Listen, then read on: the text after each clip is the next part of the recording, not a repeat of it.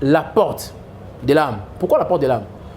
Nous avons différentes ouvertures. Les deux premières ouvertures.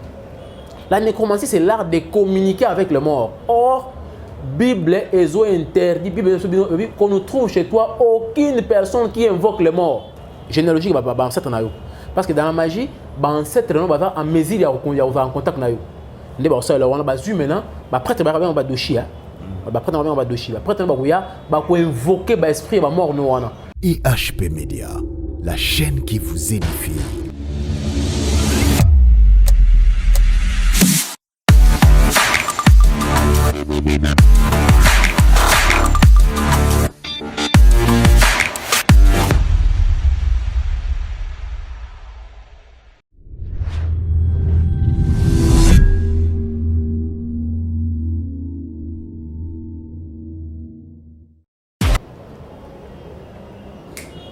Voilà, bienvenue chers fidèles téléspectateurs dans votre émission Bananza Benyons. Merci pour l'Andabiso, la chaîne Abiso et HP Media TV. Tout ce qui est beauté, la classe pour les chrétiens, vraiment.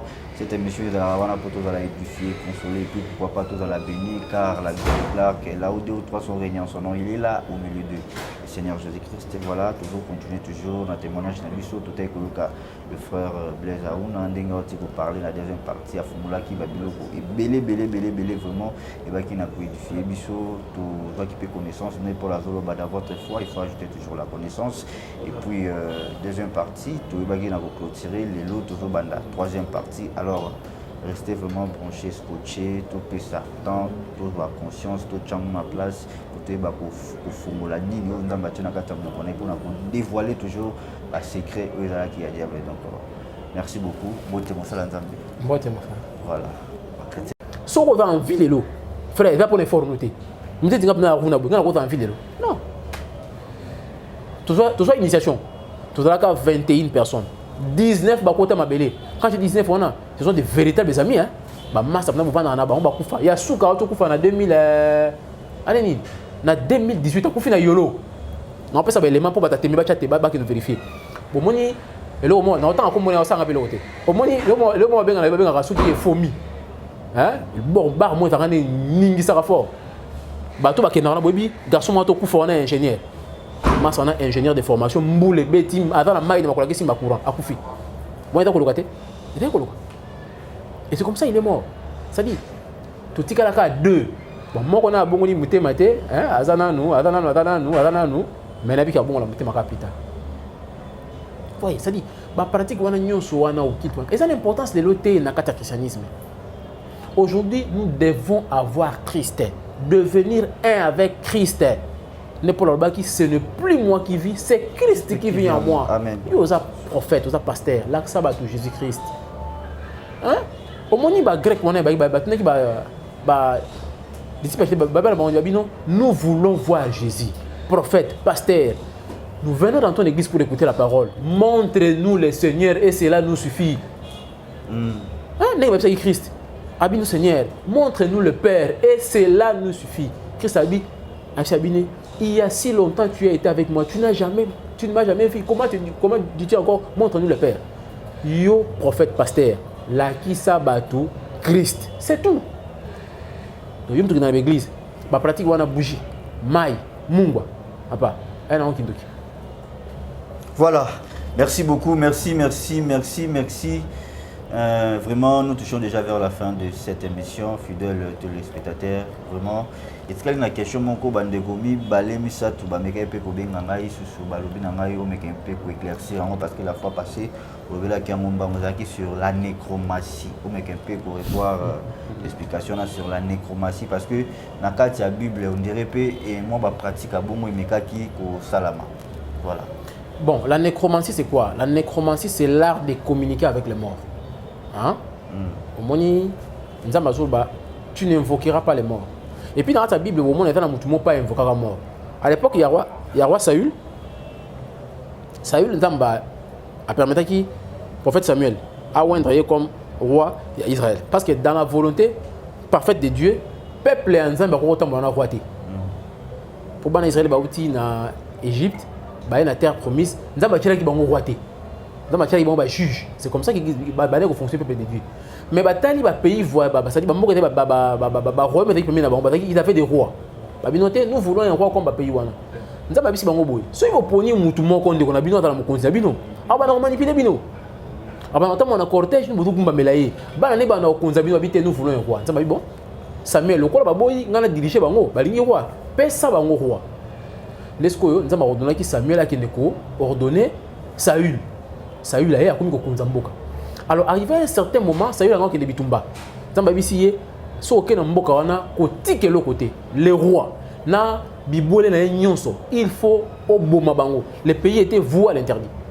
Saül a épargné d'abord la vie du roi et puis a suivi ngombe ya minene aye na ngombe pesa nzambe ni nzamba bine abine l'obéissance vaut mieux que les sacrifices. Alors c'est à ce moment-là nzamba bino na rejeté Saül. Nzamba tini maintenant prophète qui ne ko wendre mutu musu na wendre David. Alors Saül tant mona ki nzamba a rejeté yi. À un certain moment moni que non le prophète Samuel a dit soit invité à Koufi.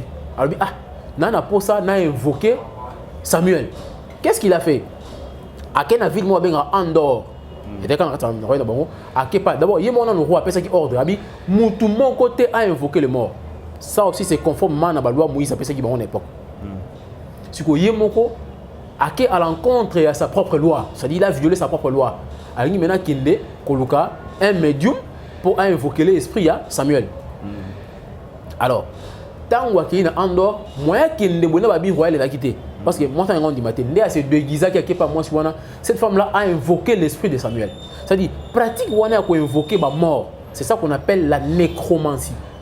Or la nécromancie, bah c'est la mingi, maintenant Maïkari bah ça l'appelle nécromancie. Oui. Na Maïkari, nécromancie bah bien en hôtel des ancêtres. Moi ce qui est na Maïkari, bah on a deux types d'hôtels. Bah on a hôtel na bon de prière bah bien en Goshintai. Hein, sous boki bato qui na Maïkari bah ibi. Bah bien en Goshintai, Goshintai d'accord. Un truc là, ça va faire, bah tu vas écrire mon bois sacré et refléter la lumière. C'est là où vous allez commencer à invoquer Dieu soleil. Pour na Maïkari bah t'as Dieu soleil. En dehors de ça, prière à Goshintai et Dieu soleil bah ça là, ça dit oui une fois, deux fois, bête ma beaucoup trois fois. Pan pan pan, ne fungo ça dit autant Dieu soleil. Yo mdo chaka tembe na mamna to en internet ça. Vous me dites tout ça bah fable. Quel n'est que vérifier na Maïkari moi bah s'incliner à boy une fois, deux fois, bête pan pan trois fois. À ça de prier pas Dieu sous. Soit si on a 5 des fois baluki à ça dépend au chino chisam. Il y en a personne pas comme pour comprendre que mon baïda ma moeda on peut vérifier. Si en dehors de ça, bah c'est ce qu'ils appellent l'hôtel des ancêtres. Hôtel des ancêtres des amis. Bah couper ça yo ça là arbre généalogique il y a ancêtre na yo. Akoko na yo bah non parce que d'après ba école wana ba ancêtre na ba ko ya en appui sur un problème. Alors, c'est la lignée généalogique parce que dans la magie, ancêtre en mesure il y a en contact na yo. Ne ba ça là on ba zu maintenant ba prêtre ba ba doshi ba prêtre ba doshi ba prêtre ba ko ko invoquer ba esprit ba mort no wana. Ne ba ko tchana kati ya hôtel wana. Maintenant yo ba na ko adresser prière no na bango. C'est ça qu'on appelle la nécromancie. Et puis je vais vous dire une chose. Qu'est-ce qui anime le fétiche? Hein? Et yo ki panganga. Oui panganga. Nganga moka taka x avant na point moko boina barumbu na bandal na kitambo na kimbanseki oui pa nganga opesi nganga mbongo ngabino te na posa par exemple tenga na posa na boulot na msonga na koma directeur ou avant na lunga ngabon yela ngai $400 vous n'y payez $400 azui un fétiche apesa bino loko yo kena na bureau tcha boina boneno ko tcha na bureau directeur atalaki wana azui AVC yo remplacer nganga azui $400 à l'aide. Parce qu'en réalité, on a un bon. Est-ce que l'esprit va aller en bon? Va aller en bon côté. Oui. Maintenant, qu'est-ce qui anime le fétiche? Tu vois, tu vas rater. Et là, il y a une petite force dans le fétiche. Il y a aussi, pour ce léopard, basal lio anato, carapace escargot. Il y a des autres travail pour nous. Non. On y met quelque chose. Or, ce qui anime facilement le fétiche, c'est l'esprit des morts. C'est là où la nécromancie intervient. On invoque un mort, bazui, baché. Et ça, la pratique, je dois ça là.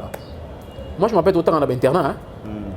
Bah, si vous lingi, on voit bien l'examen d'état, on voit big na ok, on a dit qu'on la tombe.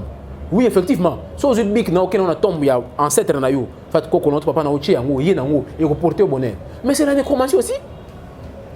La nécromancie, c'est l'art de communiquer avec le mort. Or, Bible est interdit, Bible qu'on ne trouve chez toi aucune personne qui invoque le mort. C'est ça qu'on appelle la nécromancie. Donc c'est un peu Voilà. ça. Voilà. Alors, et ça dans l'église, mais sous bazar na pratique et on a monté koufi. C'est-à-dire bon c'est les morts, balobi bazo ça la messe plutôt na kati ya matanga na ye balobi que bazo senga na nzambe que molimo na ye za la sauver. Donc bazoyer akende na lieu de tourmenté. Alors, ba pratique, ba genre ba pratique ya bongo na mutu déjà koufi. Il n'a pas précisément que l'axabiso nini. En fait. Et puis au Gomona, c'est aussi la nécromancie. Et puis votre expérience, hein, bah ça on mise à basango, bah ça va messe de mort. Et puis remarquez bah messe de mort, messe de requiem, on avait la messe de requiem. Eh bah ça là en sango la taka couleur mauve. Oh et là signe à couleur à ce plan astral. Pourquoi ça on a tout le monde qui a dans tente, hein? Bah quand pas que biso, bon on a mauvais ça karaté. Bah couleur le baka. Il y a dans le baka moi ni la Congo yo. Bah te belé bah pratique la magie sans les savoir. Après, c'est un exemple. Pour que tu vas dire que frère, on a zolo babongo, pour nani, battre sur ça là ngo. Et ça na berère, monsieur na berère collectif. Non, expliquer bien erreur, mon tout ça là ngo biso nyonso. Hein? Mais ça pérère. Au moins ni tout ça entreprise mo boy, ici moi planification ça la map na Congo, na qui ça. Koto. Ba ça la map mi ba ça ali pa moi baguette na mususu. Pas baguette to benga ngo kanga journée. On a mususu to benga ngoni. To on li pa carrette. Hein? Biso tout, est-ce carrette là bon? Non, c'est faux, carré dans le bon côté. Tout le temps, se forme, je me dis. Ah oui. Pour le côté de la carré, il faut dans la 4 côtés, on a 4 angles de droit. Est-ce que tu peux dans la carré? Il a carré. Donc, bisognon, on a ben télé. C'est aussi la même chose. Tu pratiqueras presque bisognon sur la magie. Tu as un cimetière. Tu vas fleur. Posez-vous la question. Tu vas fleur pour c'est de la rose croix. Tu as la noire dans le matin. Posez-vous la question. Tu as la noire. Pourquoi? Or, un mystique, ceux qui a participé dans l'Iwa Moutou, hein, elle est d'accord, il faut la noire. Parce que l'esprit de la personne qui est décédée, mon a été. Tina, elle est mal noire et angwana. C'est comme ça qu'ils sont comme la noire. Nous pratiquons la magie sans le savoir. Nous sommes là, nous sommes là, nous sommes là, tu pratiques la magie. Effectivement, il faut protéger à un certain niveau. Dans le niveau élémentaire, il faut protéger. Mais c'est de la magie. Même si on a un système, avant d'attaquer un missile, ils ont attaqué. Avant d'attaquer, ils ont vitre. On a une boîte de nuit, on a un miroir. Boîte de nuit, on a un miroir. On a un miroir. Oui, pour la nuit. Et voilà qu'il faut que l'esprit, l'entité à plan astral, il y a une boîte, opérer. Parce que l'entité à plan astral, à mon miroir, à mon double technique dans le miroir, il faut qu'il et ça raison pour la boîte de nuit. Puis on a ton nom est battu. Et ça ma pratique est belle tout ça là l'élo. Et ça ma pratique occulte. Mais puis moi on est et ça va bien. Dans l'église de comment pasteur aya bien frère tout ça service huile. Boke nego somba mai bat ba somba mai tout somba huile d'olive na ngo pesier. Pasteur a prié pour na yo aux huile d'olive na qui ont appliqué au moins pas résultat. Pour ça la m'a paix. Il y a aussi bateau qui n'a pas de maïkari. Bah mon résultat, bah mon résultat. Bateau qui n'est pas marabout. Bah mon résultat, bah mon résultat. Pour ce moment on a été mais qui n'a raté. Mais mon frère, sache-le que tu pratiques la magie. Yo longo li foi na we pa ya chier shwaramashi ya le Seigneur Jésus-Christ. Otie yango sur un support. Tu commets la magie. Et là on a ça dans la Bible. Bana Israël baotambola na désert basali lisumu nzambe asali nini nzambe atindi banyoka bani ko swa bango Moïse akali le panzambe peuple bazo sila nzambe bisi Moïse sala o ba bible ngaka le serpent des reins mutu nyonso o nyoka ko swa ye asala nini atala le serpent des reins arobika effectivement comment ils sont nyoka suyo batali serpent des reins ko bika petaki kasa masai bango.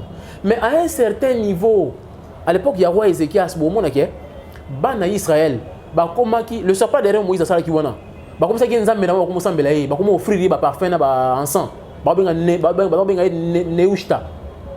Et qu'est-ce que Dieu a fait? Nous avons attaqué contre le roi. Ce n'était pas le serpent qui les sauvait, mais c'était la parole de Dieu. C'est-à-dire la parole, l'obéissance à la parole de Dieu qui sauvait les gens. Les gens ont mis la parole de Dieu à côté, bah on le support. Et ça n'est pas le lot. Bah puis biso comme Moïse éleva les serpents dans le désert, le Fils de l'homme sera élevé. C'est-à-dire Christ a été élevé à la croix, il est mort pour nous, pour nos péchés. Ce n'est pas la croix, l'Ibaya Walam te sauvé, non. C'est Christ qui a donné sa vie. Mais le croix, mais le comment au monde en Moutou, à côté de la voiture, il y a un croix. Croix. Mais papa, tu fais l'idolâtrie. C'est l'idolâtrie. Et ça, donc, le qu'on a est commis très courant dans l'église dans le show des réveils. Il faut un bongo prophète. Et puis, le prophète est belé le qui ça. Un monsieur qui ne maîtrise même pas les écritures avec le prophète. Frère. Et dans ma pratique au kilt, moi, je suis occultiste. Un occultiste qui a maîtrisé le plan causal. Si vous n'avez pas là, il a voyance avec précision. Je le faisais avec précision, avec détail. Mais est-ce que vous avez une zambe? Quand la linka Bible ça y est.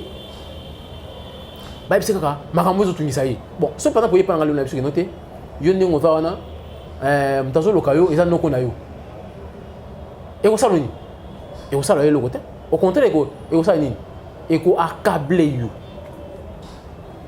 Je crois que prochainement donc parler sur le plan, la description du plan astral. Voilà, merci beaucoup, merci fidèles téléspectateurs, c'était bel et bien le frère Blaise Aouna, donc le serviteur de l'Éternel, le serviteur de Jésus-Christ. Donc merci beaucoup à vous tous de nous avoir suivis. C'était moi, votre humble serviteur Brice, garçon sympa. Voilà la simplicité à un nom. Maintenant, tout de suite, on a un témoignage dans la deuxième partie et la clôture. Les canaux troisième partie, beaucoup de mots, il y a toujours resté branché sur notre chaîne EHP Média. Si vous n'avez pas s'abonner, vraiment tous s'abonner parce que tu vas atteindre niveau. Voilà, merci beaucoup. Continuité Zali. Merci beaucoup le frère Blaise. Merci beaucoup. On a besoin de numéro de téléphone. Début qu'ils ont saturé, mais ils ont mis ça là, voilà. Bon, tu vas avoir le numéro de téléphone.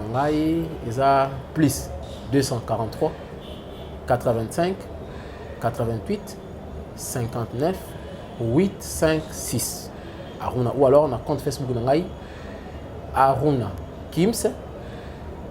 Aruna na komango HAROUNA Kims na komango KIMS. C'est comme ça. Pour tenir nga ba demande beaucoup nga ba message na répondre ba musu ba komaki pe to sola kina bango ba musu ba benga. Donc je suis votre frère. Nata disposé ceux qui paient na kati ya ba ensemble na bino. Vous voulez que nous exhorter les frères, les jeunes frères, les jeunes sœurs. Le numéro est là. Concernant la pratique occulte, parce que prochainement, nous allons parler sur Bilamba. Oui. Bilamba, nous allons là, lelo. Et ça, c'est un signe diabolique. Mais nous allons voir quelques Bilamba. Tu as un Bilamba. Ils ont là tel, tu adores telle divinité. Équipe. Voilà. Vous pouvez adorer les démons que vous avez battus. Et puis, tu as voyagé dans le monde au Kendaki. Nous allons parler sur rond-point victoire. Nous allons brosser, dévoiler les secrets de rond-point victoire. Pourquoi transport est dans la victoire? Pourquoi tu es dans la victoire? Pourquoi Moïse est dans la victoire? Moïse est dans la victoire. Moïse est dans le magasin. Moïse est dans le rond-point Souka. Moïse est dans le Pascal. Là, maintenant, on va parler de Carrefour X, Carrefour Y. Pourquoi? Qu'est-ce qui se passe? Ba rituel ni seulement na ba Carrefour wana ba mission ni ba sala ba rituel na ba rond-point. On va parler mais ce que je vous demanderai pourquoi pe ba tcha ba monument ya ba artiste na kati ya victoire. Pourquoi ba stèle wana rôle on nini pour la nini passe ba tcha monument pas sur le mumba ba tcha ba kabola ba nzela bout. Pourquoi tout ça on va parler. Voilà, voilà, merci beaucoup. Alors je remercie mon équipe technique, le grand caméraman Nathan Mwamba, les caméramans intelligents. C'est-à-dire le savoir et la confiance de mes frères et moi. Merci beaucoup à vous tous de nous avoir suivis. Merci également à Noélie Nempoka. Merci à Abel et Mwamba Djogo depuis Rwanda, Bambo Tebele. Merci à Maman GH, à Papa Ozeamani. Merci à Cordon Ekibumba, à Est Kuna, Bambo Tebele. J'espère que EHP Média et Kati Nangamba Est pour la délivrance toujours. Il y a RDC. Voilà. Merci beaucoup. Quant à moi, je vous dis bye. On se retrouve au prochain numéro. Donc c'est lui le frère Aruna Aïba pour tirer mission en prière. Voilà. Merci. Zambe tata na biso zalina likolo to komisio na ndenge opesi biso opportunité ya ko partager na bande ko baso kolanda. Kolo soki etana ndeko moko atana na ba mouvement na mystico occulte. To o atana posa accablé par les soucis de la vie. Atolinga akina ba mouvement na Seigneur toucher motema na ye. témoignage oyo édifié akena banzela wana ta zonga pamba tout bina biso été en toute chose faites connaître vos désirs à Dieu par des prières et des supplications. Seigneur, touchez mon thème na moko tulingi na sima témoignage oyo batu bazonga ne pa na yo. Kolo ma pratique nyonso ngai moko personnellement je sais que nada fortement menacé, fortement attaqué par le monde occulte, mais Seigneur, tu as dit à Abraham, je suis ton bouclier. Tu es capable de me protéger. Seigneur, le peu de jours qui me restent, nalingi pe sango et pas na yo yo ndo tambusa ngala sa ila kaka yo. Za na ngai. Pambola peine de nyonso lundi, témoignage à lelo, to mitiki soki eza volonté na yo prochainement to kutana bande ko poto partager. To bonde bon na kombo na Yesu Christ. Amen. Amen. Voilà, merci beaucoup. C'était bel et bien les frères Blaise Aruna, Toti Kolanda Biso Moko comme Paul Azoloba. La foi vient de ce qu'on attend. Et puis dans votre foi, il faut ajouter toujours la connaissance. Nulle part dans la Bible, il que la foi vient de ce qu'on voit, mais la foi vient de ce qu'on attend. Or, ce qu'on attend, c'est la parole de Dieu. Oh, Toti Koyo Kazali Kaka. Pour dévoiler les secrets à diable parce que tu ne peux pas combattre un démon ou éviter. Il faut y avoir tactique pour combattre. Voilà, on est aquí bon au troisième partie. On a vu les frères Blaise Aruna, on a possible vraiment Bambote Belé, Noéline Poka, Batunion, Kolanda Biso, Maman Francis Campoko, on a Bossanité, Maman Déborah Miesi, na France, Maman Jacqueline Lille, Bambote Belé, puis na Bossanité. Je remercie mon équipe technique, Nathan Mwamba. Les caméramans intelligents, les savoirs et la confiance, les mieux faire des os à laquelle Toby Mabo. Vraiment, merci beaucoup. Quant à moi, je vous dis bye.